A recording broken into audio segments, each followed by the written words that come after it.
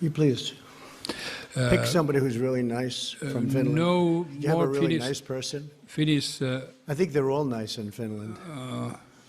Are there Finnish reporters? Just two. Okay. Did I? Wait a minute. Yes. I'm Mari Karppinen from MTV News Finland, and I have one question for President Trump and one question for President Niinistö. First, Mr. Trump, how will this political storm affect the U.S. foreign policy, especially its relationship with Finland? And second, for President Niinistö, because this is the biggest issue here at the moment, I have to ask, what kind of favors has Mr. Trump asked from you? Or the other way around, you mean? What favors I asked, or I think you mean the other way around. Both ways, okay. So the political storm, I've lived with it from the day I got elected. I've done more, and this administration has done more than any administration in the history of this country in the first 2.5 years. I'm used to it. For me, it's like putting on a suit in the morning. People have said to me, how does he handle it? Rush Limbaugh said, I don't know of any man in America that could handle it. Sean Hannity said the same thing. Others have said the same thing.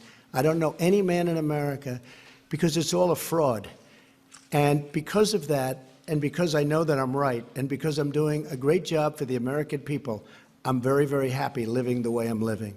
I thought that I would finish off the first term without the threat of people making false claims. But this one turned out to be incredible, all because they didn't know that I had a transcript done by very, very talented people, word for word, comma for comma, done by people that do it for a living. We had an exact transcript. And when we produced that transcript, they died, because you look at the whistleblower statement, and it's vicious, vicious. And that whistleblower, there's no question in my mind that some bad things have gone on, and I think we'll get to the bottom of it. I think it's going to be a total reversal. But I've lived with this. I've lived with this cloud now for almost 3 years. More than that, because it probably started even before.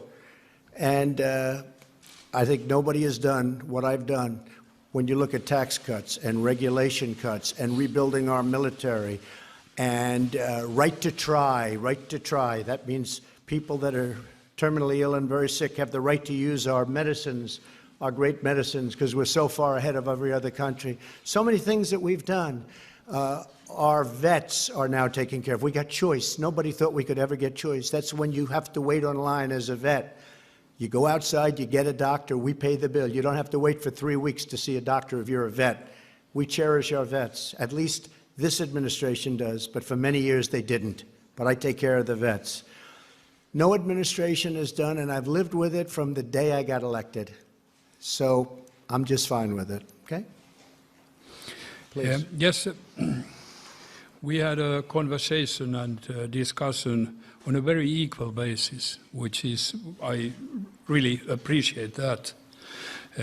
Well, I had one request specifically. I wanted the President to take more notice on transatlantic relations, because I consider it's useful both for USA and Europe. Well, we were discussing also trading.